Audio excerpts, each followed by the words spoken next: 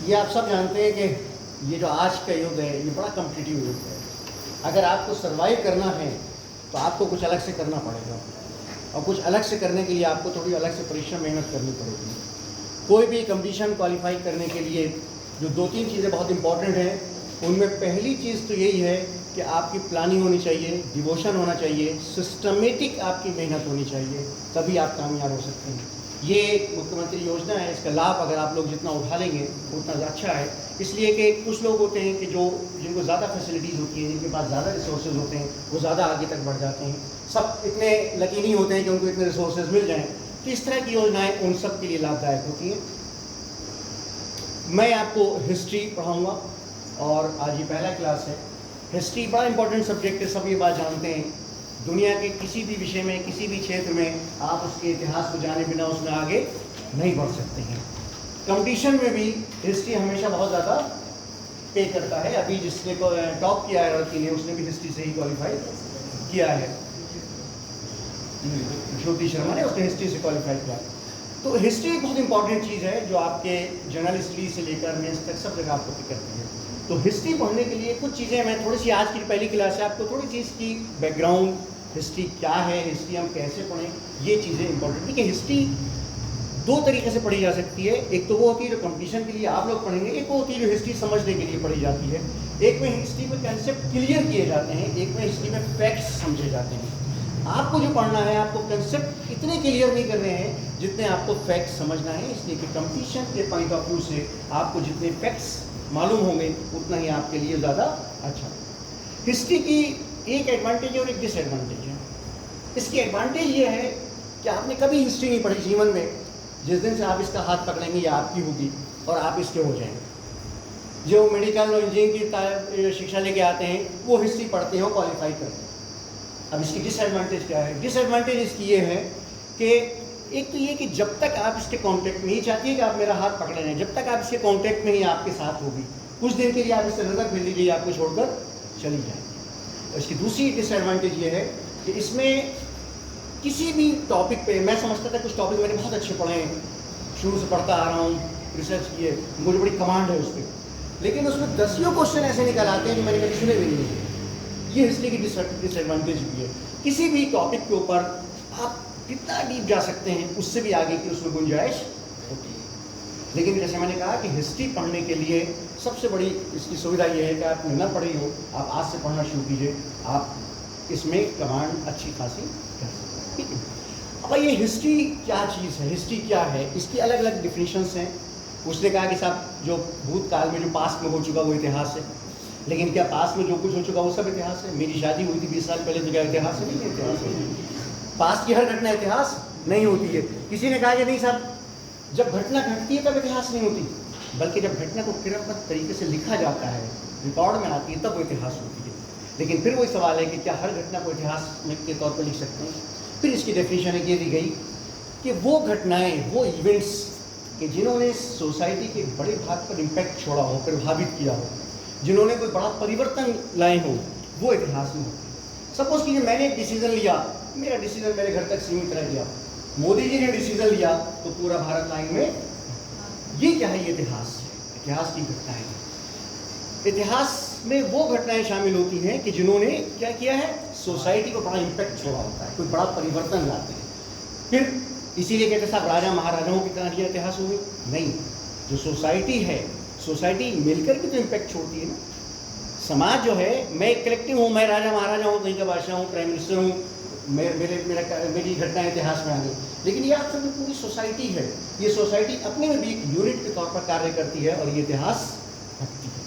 इसलिए इतिहास में, और अब जो युग आया है उसमें इतिहास में बादशाहों, पॉलिटिकल या राजनीतिक इतिहास से ज़्यादा क्या है, सोशल कल्चरल इतिहास इम्पोर्टेंट समझा जाता है। अब आइए अपने कंडीशन के पॉइंट ऑफ व्यू। अच्छा, हिस्ट्री के कुछ फैक्टर्स हैं, आमतौर पर माना जाता है कि 4 फैक्टर्स हैं जिसके बगैर इतिहास नहीं हो सकता। 4 उसके कारण क्या क्या हैं? काल, पीरियड होना चाहिए। नंबर 2, व्यक्ति होना चाहिए, बगैर व्यक्ति के इतिहास नहीं होगा। नंबर 3, कोई स्थान होना चाहिए, बगैर जगह के भी इतिहास नहीं बनता है। और चौथी चीज़ कुछ इतिहासकार ये कहते हैं कि उसका क्रमबद्ध रिकॉर्ड होना चाहिए, तभी वो इतिहास बनता है। यानी व्यक्ति आवश्यक है और काल पीरियड आवश्यक है और जगह स्टूडेंट है और घटना भी आवश्यक, कुछ घटे।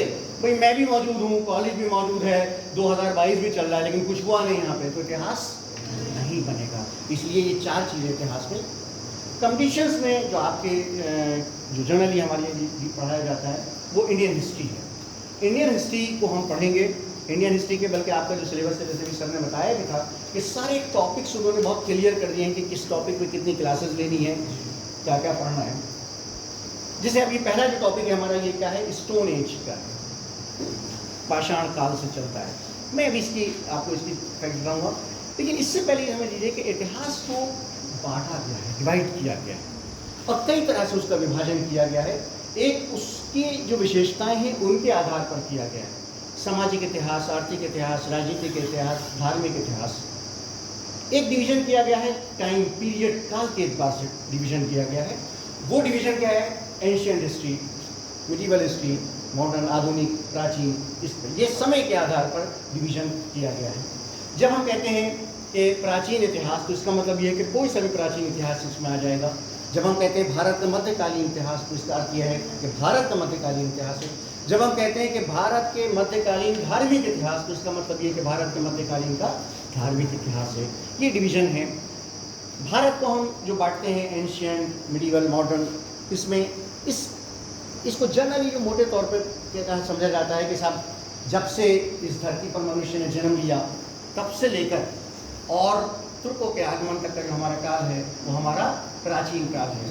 फिर तुर्कों के आगमन से लेकर यानी महमूद और शहाबुद्दीन गौरी से लेकर उसके बाद फिर औरंगजेब की डेथ तक, या कुछ लोग अब लेटर मुगल्स तक कहते हैं, वो सब हमारा मध्यकालीन भारत है।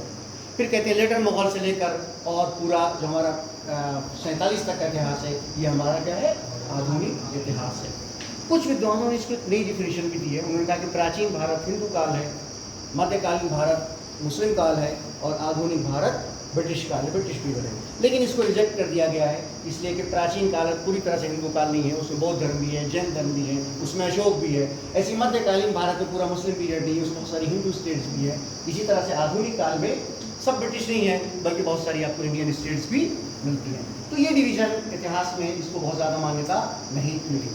ये जो बांटा जाता है कि प्राचीन, मध्यकालीन और आधुनिक, एक चीज़ मैं बता दूं, मैं आपका बहुत तुम्हारा संपर्क है, मैं कभी कभी फ्लो में बहुत तेज़ बोल जाता हूँ, तो अगर कहीं आपको लगे कोई बोल रहे तो आप मुझसे दोबारा भी पूछ लीजिए। एंशिएंट और मिडिवल और मॉडर्न कैसे बांटते हैं? ऐसा तो होता नहीं है कि हमने एक रात सोए थे, एंशिएंट में सुबह उठे तो मध्यकाल आरंभ हो गया, ऐसा नहीं होता है। बल्कि क्यों होता है, उस काल की कुछ विशेषताएं होती हैं, कुछ परिवर्तन होते हैं जो नए काल में हमें नहीं मिलते हैं, या नए काल में कुछ परिवर्तन होते हैं जो पुराने काल में हमें नहीं मिलते। उस आधार पर हम उसको बांटते हैं, यानी प्राचीन में, मध्यकालीन में और आधुनिक काल में। ये हम पढ़ेंगे धीरे धीरे, जैसे सारी चीज़ें पढ़ेंगे उसमें। तो आपको जो हम शुरुआत करेंगे वो किस चीज़ से करेंगे, स्टोन एज से शुरुआत करेंगे, यानी प्राचीन काल। अब देखिए हिस्ट्री का और कुछ चीज़ें, इनको आप चाहें लिखते भी रहिए, कुछ चीज़ें जो मैं लिखने की होंगी मैं आपको फैक्ट्स लिखवाऊंगा अभी।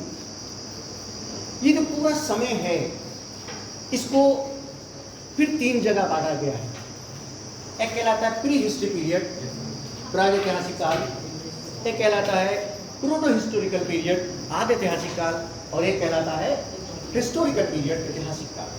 अच्छा, एक चीज़ और, आप में से बहुत से ऐसे होंगे कि जिन्होंने इतिहास पहले पढ़ा होगा, कुछ तैयारी भी करते आ रहे हैं उनमें, और जिन्होंने नहीं पढ़ा है उनमें थोड़ा सा अंतर होगा। तो इसलिए आज हमें चूँकि सबको पढ़ाना है तो हम तो ये बेस लेवल लेकर चल रहे हैं कि सब नए सिरे से पढ़ रहे हैं। जो पहले पढ़ चुके हैं, जिन्होंने पहले तैयारी भी की है, वेल एंड गुड। मैंने कहा था हिस्ट्री के उस संपर्क में आते रहेंगे तो उनकी चीज़ें मजबूत होती रहेंगी। ये जो डिवीजन है कौन सा, प्री हिस्ट्री, प्रोटो हिस्ट्री और हिस्टोरिकल, प्रागैतिहासिक, आदि ऐतिहासिक और ऐतिहासिक, ये किस आधार पर है? इसके लिए एक बहुत सिंपल आधार है, एक लाइन है जो बाइफरकेट करती है। वो ये है कि जब से मनुष्य ने लिखना सीखा, जब से लिखित हमारे पास रिकॉर्ड मौजूद है, तब से हमारा हिस्टोरिकल पीरियड आरंभ हो जाता है। और उससे पहले का पूरा पीरियड, यानी जिस काल का हमारे पास हिस्टोरिकल रिटन रिकॉर्ड नहीं है, वो हमारा क्या है, प्री हिस्टोरिकल पीरियड है, पूर्व ऐतिहासिक काल है। समझे? यानी लिखना इतनी इंपॉर्टेंट चीज़ है कि जब से हमने लिखना आरंभ किया और लिखी हुई चीज़ें हमारे पास मौजूद हैं, उस वक्त से हमारा क्या काल है, वो हमारा हिस्टोरिकल पीरियड है। अब ये फिर प्रोटो हिस्टोरिकल क्या हो गया, ये दोनों के बीच का है, क्या है, कैसे है दोनों के बीच का? उस काल का हमारे पास लिखित तो मौजूद है रिकॉर्ड, लेकिन हम उसे अभी तक पढ़ नहीं पाए, हम उसे अभी तक समझ नहीं पाए। इसकी जो इसका बेस्ट एग्जाम्पल है वो क्या है, सिंधु घाटी सभ्यता, हमारी इंडस वैली सिविलाइजेशन है, उसका जो पिक्टोग्राफिक लैंग्वेज है उसे हम आज तक पढ़ नहीं सके। कुछ पहले तक तो अशोक के भी हम लेख नहीं पढ़ पाते थे, वो उसी में था, लेकिन अब उसे हमने पढ़ लिया। हो सकता है कि आप में से आप जैसा कोई भविष्य में आए और फिर वो उस पिक्टोग्राफिक लैंग्वेज को भी पढ़ ले, तो फिर वो हिस्टोरिकल पीरियड हो जाएगा। अभी वो क्या है, प्रोटो हिस्टोरिकल पीरियड। हमारे जीवन का जो बड़ा भाग है वो सब प्री हिस्ट्री का है बेसिकली अभी तक। अभी 4-5 हज़ार साल से हमारा ये ऐतिहासिक काल आरंभ हुआ है, उससे पहले का हज़ारों लाखों साल का जो हमारा इतिहास है वो क्या है, वो प्री हिस्टोरिकल पीरियड है। धर्म बहुत सारी चीज़ें अलग बयान करता है, साइंटिफिक लॉजिक कुछ अलग बयान करती है। इस ज़मीन पर मनुष्य, बिग बैंग थ्योरी आप लोगों ने पढ़ी होगी, जनरल स्टडीज पढ़ी होगी कि कैसे एक विस्फोट हुआ, कैसे ये पूरी दुनिया जो है वजूद में आई उसके साथ। अब ये सवाल ये है कि मनुष्य कैसे इस पर, ये थोड़ी सी बैकग्राउंड बता रहा हूँ मैं स्टोन एज में आने से पहले, ताकि देखिए जब तक आप बैकग्राउंड नहीं समझेंगे उस वक्त तक आपको आगे चीज़ें समझने में क्लियर नहीं होगी। साइंस ने कहा, हमारे विद्वानों ने कहा कि नहीं, ये हम इस आधुनिक शक्ल में आते आते बहुत सारी स्टेजेस से गुजरकर यहाँ पहुँचे हैं। आपने सबने पढ़ा होगा कि जो आधुनिक मनुष्य उसे क्या कहते हैं, होमोसेपियन कहता है, होमोसेपियन कहलाता है। होमोसेपियन, नीलियस पहला व्यक्ति था जिसने इसको होमोसेपियन कहा था। तो हमें होमोसेपियंस तक आते आते बहुत सारी स्टेजेस से गुजरना पड़ा। रामस पढ़ा होगा आपने, ऑस्ट्रेलोपिथेकस पढ़ा होगा आपने अफ्रीकन्स पढ़ा होगा, निएंडरथाल पढ़ा होगा आपने, ये सारे क्रो-मैग्नन पढ़ा होगा। ये क्रो-मैग्नन जो है वो बेसिकली होमोसेपियंस को ही कहते हैं। होमोसेपियंस की और भी 2-3 नाम है, उसमें क्रो-मैग्नन भी होमोसेपियंस का ही है। ये डिफरेंट स्टेजेस हैं जिससे मानव गुजरकर यहाँ तक पहुँचा है। ट्रायल एंड एरर, ये आपने बहुत पढ़ा होगा अंग्रेजी में, इतिहास की पहली पुस्तक में ये आपको जरूर मिलेगा, ट्रायल एंड एरर। हमने कोशिश की, कुछ किया और गलती की, उसी से हमने सीखा। जो सबसे पहले जो मनुष्य थे जिनके पास न कपड़े थे, न छत थी और न खाने की था, उन्होंने जो हंटर गैदरर्स कहलाते थे, ये उन्होंने क्या किया था, उन्होंने शिकार करने के लिए क्या किया, जो पहले चीज़ अवेलेबल थी उसी को उन्होंने टूल्स बनाया था। लेकिन जैसे जैसे उनका अनुभव बढ़ता गया, उन्हें लगा कि नहीं, नोकीली चीज़ से ज़्यादा सही मरेगा, फिर वह नहीं, ग्रिप भी होनी चाहिए, फिर वह नहीं, 2 धार भी होनी चाहिए। तो ये ट्रायल एंड एरर के साथ मनुष्य सीखता गया। यही बेसिकली उसकी क्या है, स्टेजेस हैं कि जिससे वो आगे बढ़ता है। अब ये जो हमारा प्री हिस्टोरिकल पीरियड था, इसमें जो ये हमारा पाषाण काल जिसको हम कहते हैं, स्टोन एज कहते हैं, इसको भी 3 भागों में बांटा जाता है। आपने पढ़ा होगा पूरा पाषाण काल,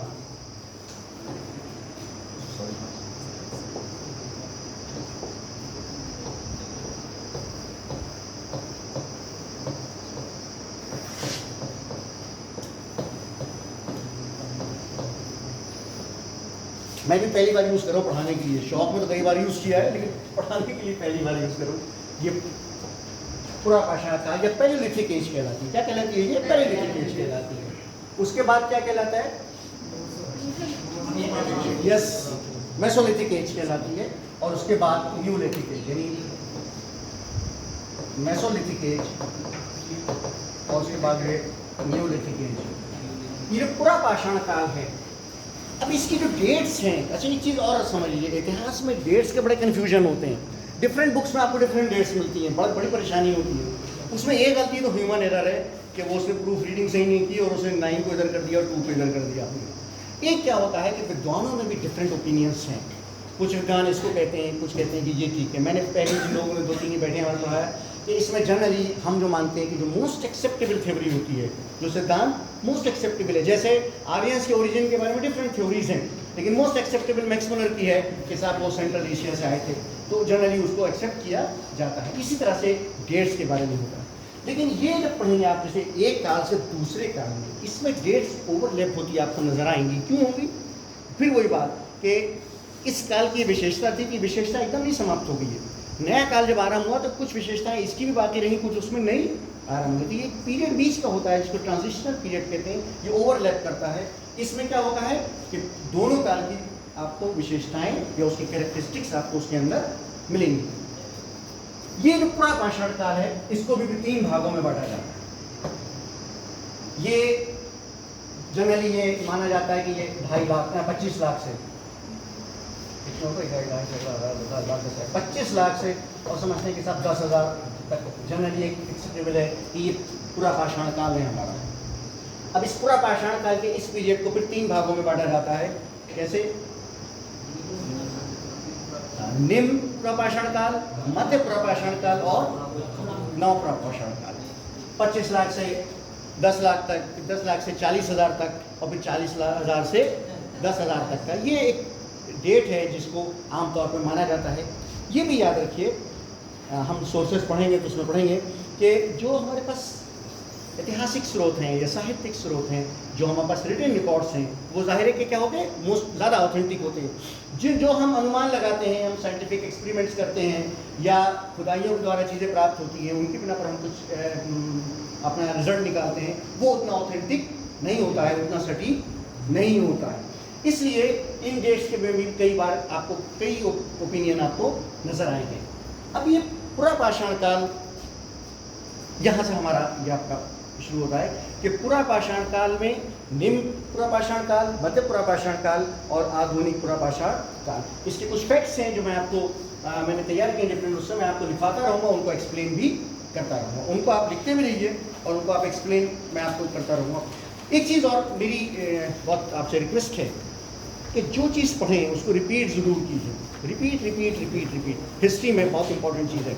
पत्थर पे पानी की बूंद बूंद गिरती रहेगी तो क्या होगा, उसमें उसका स्थान बन जाता है। तो आपको अपने मस्तिष्क को हिस्ट्री में एक चीज़ और इंडियन हिस्ट्री के साथ प्रॉब्लम होती है, वो क्या है कि एंशियंट पढ़ते हैं तो संस्कृत के बड़े वर्ड्स मिलते हैं, मध्यकाल आते हैं तो पर्शियन के बड़े वर्ड्स मिल जाते हैं आके, इसमें बड़ा कन्फ्यूजन हो जाता है पढ़ने के लिए। तो मैंने पहले भी बताया था कि बड़े टिपिकल वर्ड आते हैं जिनके स्ट्रक्चर बड़ा टेढ़ा मेढ़ा होता है। मैंने पर्शियन पढ़ी है तो मुझे संस्कृत का अजीब लगता है, संस्कृत पढ़ी तो पर्शियन का अजीब लगता है। तो आप ऐसे में क्या करेंगे कि वो जो लफ्ज़ का स्ट्रक्चर है उसको दिमाग में बिठा लीजिए। स्पेलिंग इधर से उधर हो जाए कोई बात नहीं है, वो क्या उसकी जो फोनेटिक होता है ना, क्या उच्चारण हो रहा है उसका, उससे उसको पहचानने की कोशिश किया कीजिए। तो आपको ये शब्दावली जो इसमें आती है उसको याद करने में आपको आसानी रहेगी। समझे मेरी बात? ये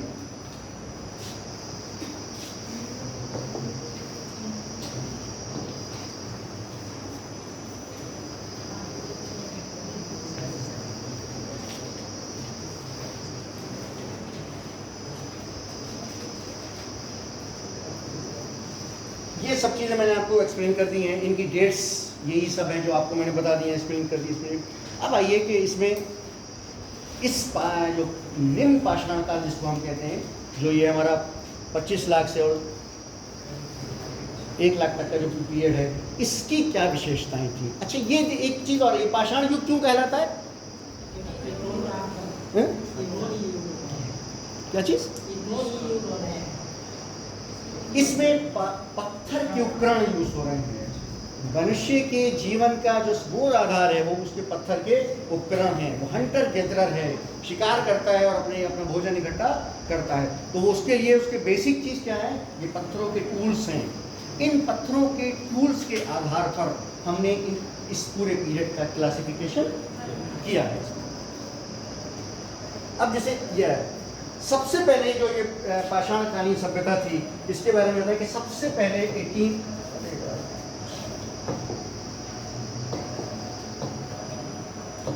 1863 में इसमें रॉबर्ट ब्रूस था।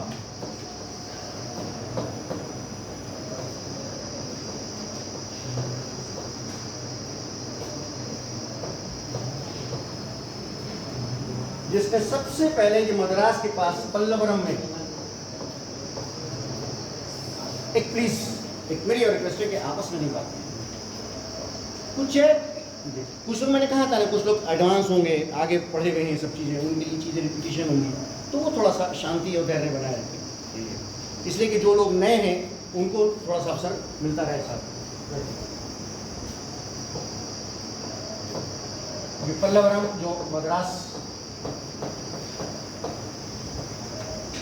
सबसे पहले यहाँ पर पूर्व पाषाण काल के उपकरण हमें यहाँ पर 1863 से भारत के अंदर ये पूर्व पाषाण काल का क्लासिफिकेशन किया गया। क्योंकि जो फैक्ट्स हैं, जो क्वेश्चंस आते हैं कंपटीशन में, वो फिर इसी तरह से आते हैं। दूसरी चीज़ इसकी इम्पोर्टेंट क्या है, इसके बाद वैसे कुछ नाम और हैं जिन्होंने इसके बाद भी इस पर काम किया, जिसमें विलियम किंग, ये वो लोग हैं कि जिन्होंने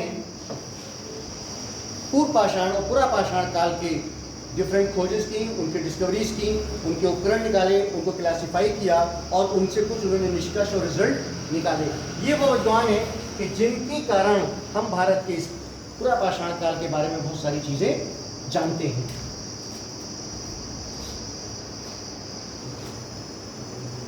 विलियम किंग के बाद ब्राउन, विलियम किंग है ये पूरे,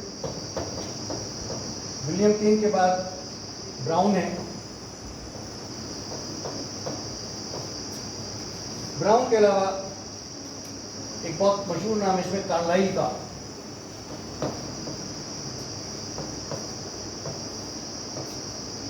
ये वो विद्वान है कि जिन्होंने इस पाषाण काल के बारे में भारत के अंदर खुदाइयाँ करके, उपकरण प्राप्त करके और उनको क्लासिफाई करके हमें इस काल के बारे में जानकारी दी है। इसमें जो सबसे, मैंने कहा 1863 से शुरू हुआ है, लेकिन इसमें जो सबसे इम्पोर्टेंट खुदाई है इस संदर्भ में, इस कॉन्टेक्स्ट में, वो 1935 में हुई। कब हुई है वो? 1935 में हुई। और इसमें जिन्होंने खुदाई की है वो टेरा, D Terra,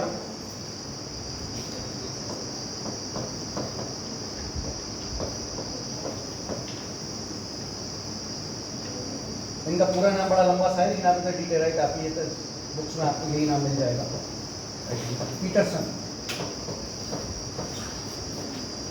Terra and Peterson ने, इन्होंने, इनके निर्देशन में खुदाई हुई है। और वो भी इम्पोर्टेंट था शिवालिक की पहाड़ियों की तराई में, शिवालिक की पहाड़ियों की तलहटी में, वहाँ से हम एक बड़ी संख्या में इस पाषाण, पुरा पाषाण काल के उपकरण और इसके बारे में जो निष्कर्ष निकाले गए हैं उनके बारे में हमें वस्तुएं प्राप्त हुई थी।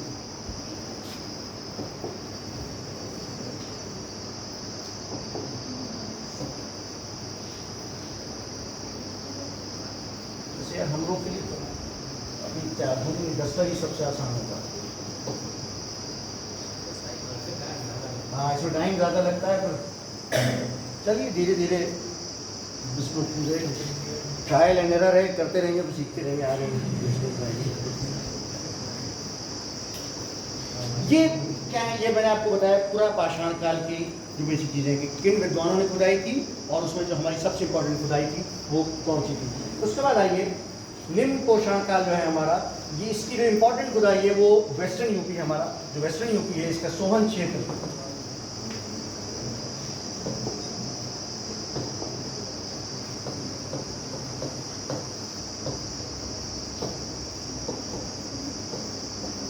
वेस्ट यूपी में,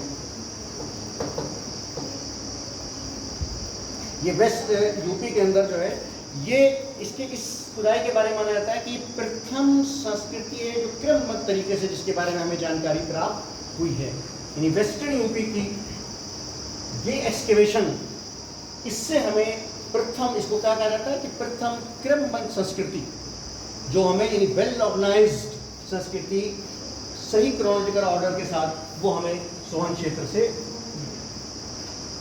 ये जो की थी ये उन्होंने ही की थी। किसने? डी टेरा और पीटरसन ने। ये कहते हैं कि पहली जो है संस्कृति है जिसकी परंपराएं हमें क्रोनोलॉजिकल ऑर्डर के साथ हम समझ सकते हैं। अब आइए यहाँ दो तीन चीज़ें इंपॉर्टेंट हैं। ये उपकरण जो है, इन उपकरणों को डिवाइड किया गया है, उन्हीं के आधार पर इस संस्कृति को भी डिवाइड किया गया है दो भागों में। पहला भाग कहलाता है चॉपर चॉपिंग। चॉपर, ये शब्द खूब मिलता है जब आप पढ़ेंगे।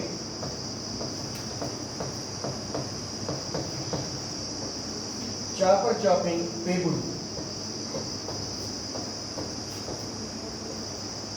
ये क्या होता है? चॉपर चॉपिंग पेबुल पढ़ा है किसी ने शब्द इससे पहले? आज जाए जिन्होंने पढ़ा। पेबुल क्या है? पेबुल नदियों बहती रहती है पत्थर होते हैं उनके आसपास, पानी की रगड़ से क्या होता है कि पत्थर घिसता रहता है, घिसता रहता है और बस गोल मटोल सी शक्ल हो जाती है गोल की। ये पेबुल कहलाता है। क्या कहलाता है ये? पेबुल कहलाता है। लिख लीजिए चाहे इसको आप, पत्थर के वे टुकड़े कि जिनके किनारे पानी के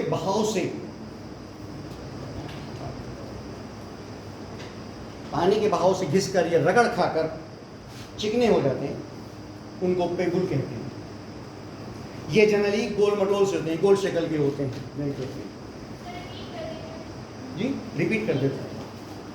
पत्थर के वे टुकड़े जो पानी के बहाव से रगड़ खाकर चिकने हो जाते हैं, पेबुल कहलाते हैं।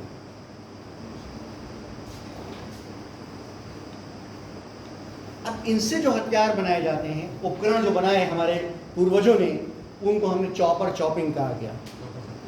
चॉपर आप एक मोटे चॉपर ही समझ लीजिए कि एक धार वाले, और चॉपिंग दो धार वाले, दो धार उसमें निकली। दो धार का मतलब ये नहीं कि बीच से एक इधर से नहीं, दो धार ऐसे, दो तरह से कोने उसकी कोर काटता है। चॉपर और एक चॉपिंग। मेरे ख्याल में चॉपिंग लड़कियां जानती होंगी चॉपिंग करने के लिए। ये चॉपिंग और चॉपर बेसिकली वहीं से आया है। ये चॉपिंग यानी पेबुल जो है पत्थर, उससे चॉपर, चॉपिंग उपकरण बनाए गए। और पुरापाषाण काल में ये इन्हीं उपकरणों के आधार पर हम इसके बारे में, इतिहास के बारे में जानते हैं। दोनों चीजें आपने लिखी होंगी।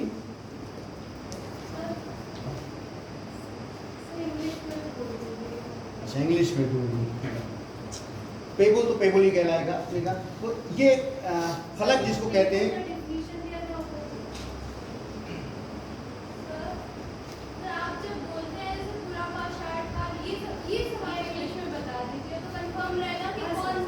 अच्छा ठीक है। बेटा ओल्ड स्टोन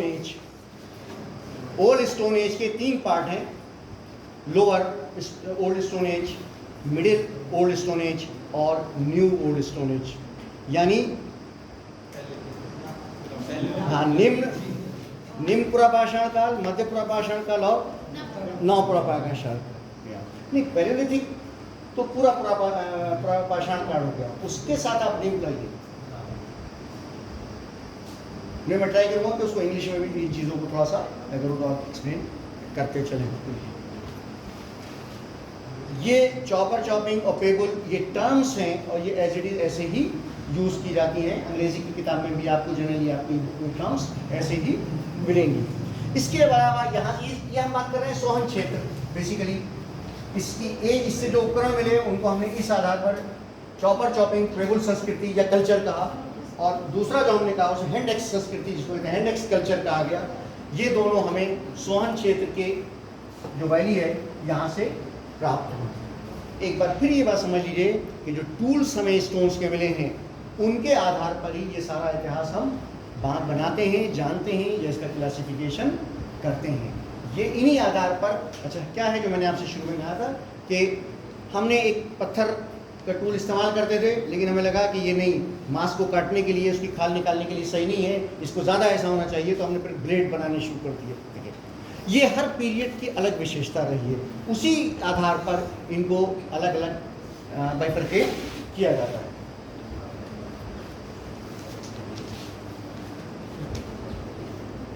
कुछ कह रहे हैं क्या? नहीं, आप कुछ कह रहे हैं क्या? कुछ कह रहे हैं क्या? इनसे जो पत्थर प्राप्त हुए हैं, जो हमें उपकरण प्राप्त हुए हैं, उनके लिए अलग अलग शब्दों में अलग अलग हैं, वो मैं आपको लिखवा दूंगा। इसकी इस काल की जो साइट्स हैं, इंपॉर्टेंट साइट्स, वो लिख लीजिए। मुख्य स्थल यानी इंपॉर्टेंट साइट्स।